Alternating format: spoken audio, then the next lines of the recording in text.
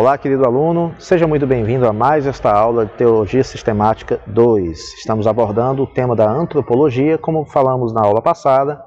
É um tema que não está restrito a um âmbito teológico, é uma ciência que se desenvolve mais precisamente na sua contextualização científica em meados do século XIX.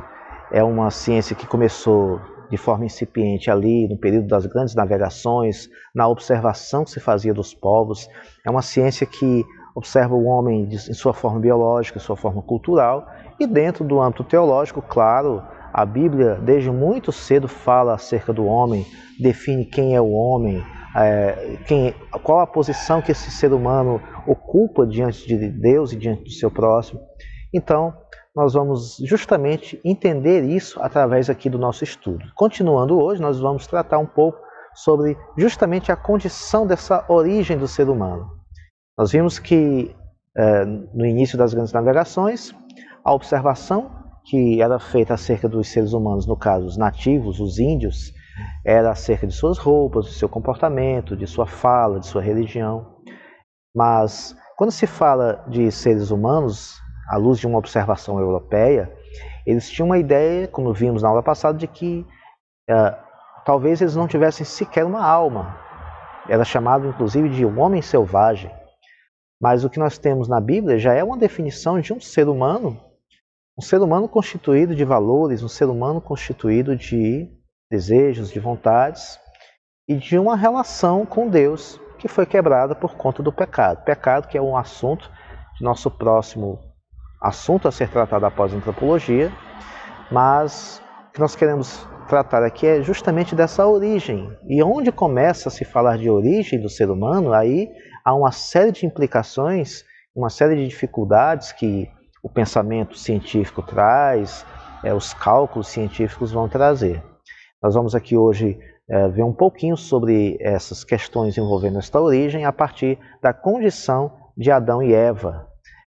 Haja vista que os grandes pensadores vão dizer que talvez o casal seja apenas uma representação alegórica, simbólica, que venha realmente tratar como a origem dos primeiros seres humanos. Essa tentativa de relacionar o campo científico no que concerne à origem da raça humana ao relato bíblico, ela causa um certo impacto, porque ainda não se conseguiu unir essas duas visões de modo conciliá-las perfeitamente. E o fato é que toda vez que se tenta fazer isso, e criam-se algumas teorias, alguns conceitos que nós vamos ver logo mais, mas o fato é que o grande questionamento acerca da origem está em torno desses personagens. Se Adão ele foi realmente um ser humano, devido que o termo Adão significa também humano. Então, quando se fala de Adão dentro da literalidade do termo, há de se pensar que este Adão que a Bíblia descreve é apenas um símbolo, é apenas uma ideia, uma representação, uma forma de representar a origem da raça humana. Então nós vemos aqui que alguns pensadores, como o caso de Emil Brunner, ele vai considerar que Adão ele é uma representação da humanidade e que isso não vai afetar o sentido teológico, o sentido mais ao qual a gente tem um foco maior. Porém, nós vamos ver uma definição bíblica bem interessante lá no Novo Testamento. Eu queria que você tomasse a Bíblia aí e abrisse comigo em Romanos. Eu estou com a Bíblia aqui em mãos. Nós vamos ler o texto do capítulo 5, verso de número 12. Eu quero ler apenas o verso de número 12, que diz o seguinte: portanto, assim como por um só homem entrou o pecado no mundo e pelo pecado a morte, assim também a morte passou a todos os homens, porque todos pecaram. Então, Paulo está tratando acerca de uma pecaminosidade inerente ao ser humano. E essa pecaminosidade ela vai ser tratada por intermédio de uma fonte, de uma origem por onde o pecado entrou no mundo. Por quem? E ele vai tratar aqui de um só homem. Esse um só homem aqui representa um personagem que foi crucial nessa entrada, nessa colocação do pecado no mundo. Através deste homem, todos pecaram. E é o que o apóstolo Paulo está tentando tratar aqui, mostrando a realidade do ser humano. Nós já estamos aqui pincelando aqui a doutrina do pecado, mas é preciso que a gente realmente toque nesses pontos, tocando sempre em outras doutrinas, como nós falamos no início, a antropologia também ela toca diretamente em outras doutrinas, como a própria soteriologia, que é a doutrina da salvação, e a hamartiologia, que é a doutrina do pecado, que nós acabamos de tratar aqui de uma maneira que você nem havia percebido, a não ser depois que tratei disso. Então, é interessante ver como Paulo está tratando aqui dessas doutrinas, está tratando a partir do ponto de destaque que é o ser humano, o causador dessa questão do pecado e da necessidade de salvação. Então, note que o apóstolo Paulo não está tratando de uma simples ideia. Inclusive, isso fica muito claro lá no verso 19, se você ler do verso 12 ao 21, você vai ter uma ideia total do contexto, mas o verso 19 diz o seguinte: porque pela desobediência de um só homem, não de vários. Interessante isso. Muitos se tornaram pecadores. Por que que muitos se tornaram pecadores? É a pergunta que a gente pode fazer ao texto. Pela desobediência de um só homem. Assim também por meio da obediência de um só, muitos se tornarão justos. Ele fala muitos se tornarão dentro de uma amplitude profética em que aqui o apóstolo Paulo está falando nos primeiros séculos da igreja, né, no primeiro século mais precisamente, e aqui já vendo o que viria a ser a igreja no futuro, além daqueles que já estavam ali se tornando justos. Mas o fato é que nós vemos aqui que se nós negarmos a existência do primeiro Adão, automaticamente nós teríamos que negar a existência do segundo Adão. Porque Jesus teria que substituir-nos, visto que o pecado se tornou uma coisa tão ampla, tão voltada, surgindo de vários seres humanos. Mas o pecado ele surge a partir de um ser humano, ou seja, um personagem existente que vai ser uma pessoa real, uma pessoa histórica, a qual Paulo está tratando aqui. Se nós negarmos, mais uma vez eu repito, se negarmos a existência do primeiro Adão, negaremos também a eficácia do segundo Adão. Então, para que Cristo fizesse uma obra substitutiva que viesse a superar uma primeira obra que foi quebrada, um primeiro pacto quebrado, teria que haver um personagem real, histórico. E Paulo está tratando aqui do personagem Adão. Temos aqui um relato bíblico que confirma o que nós temos lá nos 2 primeiros capítulos de Gênesis, no que concerne ao relato da criação do ser humano. Diante dessas concepções que se levantam acerca da origem da humanidade, nós vamos agora ver as concepções sobre o início dessa humanidade com alguns termos, né? A evolução naturalista, o criacionismo fiat, a evolução deísta e o criacionismo progressivo. É interessante que quando nós falamos de evolução naturalista, o termo naturalista já sugere natural, de algo que vai acontecendo naturalmente. É uma evolução que é uma combinação de átomos, movimento e acaso. Então, essa combinação desses átomos, esse movimento, ele causa o aperfeiçoamento das espécies. De forma natural, sem que haja um ser divino a realizar tudo isso, a própria seleção natural, como assim é chamada, se encarrega da evolução das espécies. Então, a evolução naturalista ela cuida dessa questão de uma seleção natural. Nesta evolução aqui, prevalece a chamada lei do mais forte. Os organismos que forem mais resistentes às condições ali diante dele apresentadas, ele vai sobreviver e vai evoluir ao ponto de alcançar a sua espécie. Essa é a chamada evolução naturalista. Outra concepção sobre o início da humanidade, né, ainda sobre a questão naturalista, é importante lembrar que diante de toda essa evolução, o ser humano também entra nessa cadeia. Então, o ser humano foi o que, diferente do seu ancestral primata, né, como é colocado pela evolução aí de Darwin, diferente do seu ancestral em comum, ele vai evoluir ao ponto de conseguir sobreviver às condições climáticas, às condições do seu habitat natural. Assim, conseguindo aí se firmar com a espécie humana. O que nos causa um pouco de estranheza é que ainda haja esse ancestral em comum, que é no caso o macaco ou o chimpanzé. Visto que estamos falando de uma evolução, deveria este ser já não existir mais, porque evoluiu para uma existência muito mais aprimorada. Mas, como não é o nosso assunto, né, a evolução aqui, vamos caminhando a mais um conceito que é o criacionismo Fiat. E aqui é o conceito de que Deus, em um ato direto, traz à existência tudo de um modo instantâneo. É interessante que ao analisarmos o texto de Gênesis 1, nós temos ali o relato da criação, muitos vão chamar de o hino da criação, e ali nós temos uma sequência, Deus criando, mostrando que está criando todas as coisas de uma maneira, não que ele não possa criar tudo de uma única vez, mas que ele faz questão de que Moisés faça esse relato da criação de uma maneira sequenciada. E é interessante que nós podemos absorver o texto de Gênesis de uma forma literal, de uma forma em que as coisas foram acontecendo de forma organizada. Então o criacionismo Fiat vai dizer que tudo foi feito de um modo instantâneo. Seria um oposto àquilo que seria uma evolução. De um modo instantâneo se dá o criacionismo Fiat. O outro conceito seria de que houve uma evolução deísta. Por quê?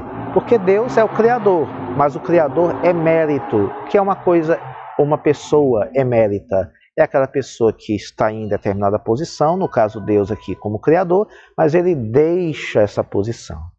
Essa palavra emérita, ela ficou muito conhecida quando o Papa Bento XVI abdicou da sua posição e tornou-se um Papa emérito. Ou seja, ele não morreu, ele não foi destituído, mas ele renunciou e decidiu se afastar das funções eclesiásticas, adquirindo esse cargo de Papa emérito. Então, Deus é um Criador emérito.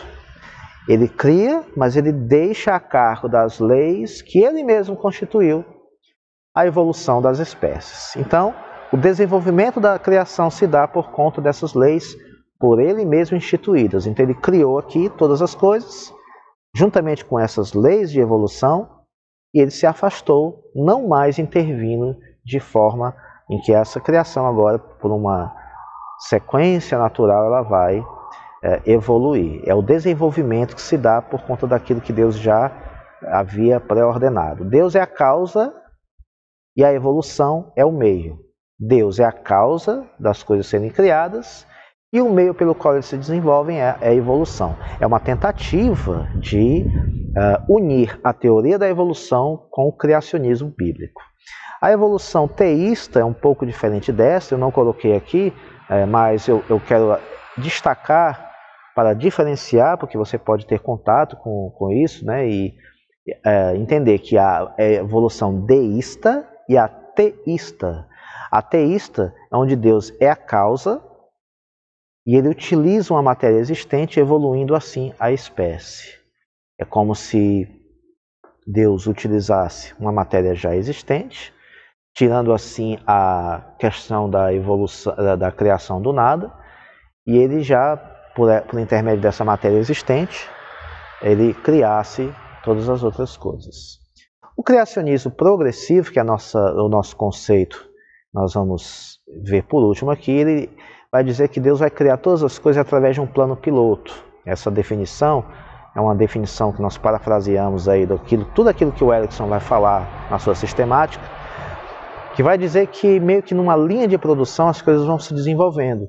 O homem ele é constituído de uma criatura anterior, é o criacionismo progressivo, é a ideia de progresso.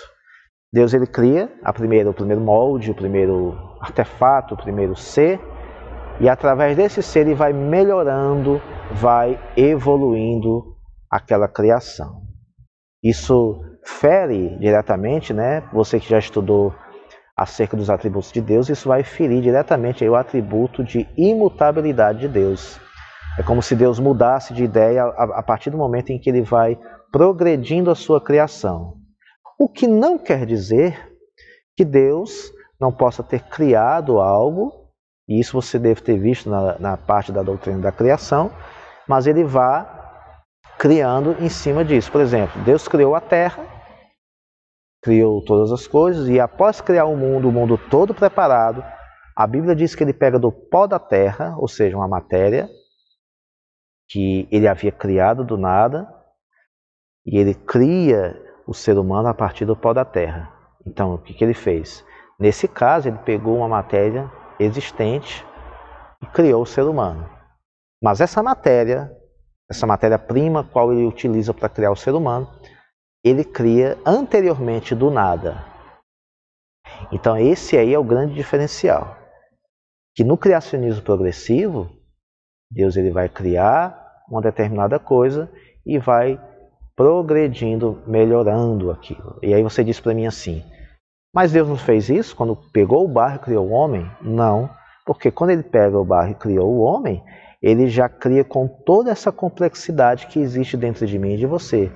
Essa sequência de órgãos, tecidos, que quando você estuda na biologia toda esta gama de complexidade, funcionalidade que o corpo humano tem, você percebe que isso não poderia ter sido criado por uma pessoa qualquer, por um ser qualquer, e ao mesmo tempo não poderia ser melhorado. É claro que isso foi algo, e nesse sentido aqui, instantâneo, porque foi perfeito. Então instantâneo já se torna uma palavra um pouco pobre para definir essa criação. A definição correta é a perfeita criação de Deus em cima da questão do pó da terra através do homem, criando o homem assim através do pó da terra, aliás. Essa questão da idade da espécie humana, ela vai puxar muitas outras teses, e algumas posições são formadas, acerca da idade, da forma como o ser humano foi criado, através daquilo que ele manuseava, a fabricação de ferramentas, a forma como ele sepultava, a própria linguagem. Algumas posições vão ser formadas em cima desses dados históricos. Alguns vão até dizer que a idade da Terra ou a idade do ser humano é algo indeterminado ou não faz diferença. Mas diante de tudo isso, nós queremos tornar claro nesses momentos finais desta aula que sempre haverá uma problemática acerca desse contexto científico em que se calcula uma idade da Terra que é muitas vezes superior àquilo que pelos registros históricos bíblicos, acerca dos documentos que são analisados, muito superior àquilo que se vê nesses documentos, nessas fontes históricas.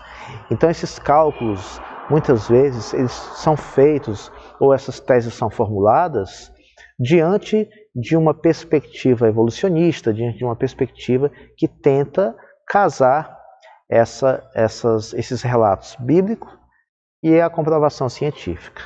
É necessário entender, primeiro de tudo, que Gênesis não é composto ali como um manual de ciência ou com uma tentativa de querer definir essa idade da Terra ou mesmo do primeiro ser humano. O relato de Gênesis ele tem um propósito de revelar a pessoa do Criador, revelar a pessoa do próprio Deus, dizer quem Ele é e que Ele sim é Senhor e Criador de todas as coisas. A solução para entendermos acerca se Adão e Eva eram ou não pessoas reais está em Romanos 5, no capítulo 5, do versos 12 ao 21, onde Paulo vai tratar ali como sendo Adão uma pessoa real histórica. Também o texto de 1 Coríntios 15 nos dá esta base. E nós vamos encerrando por aqui. Próxima aula nós vamos ver um pouco mais sobre a questão do ser humano, entendendo aí os aspectos bíblicos da antropologia cristã.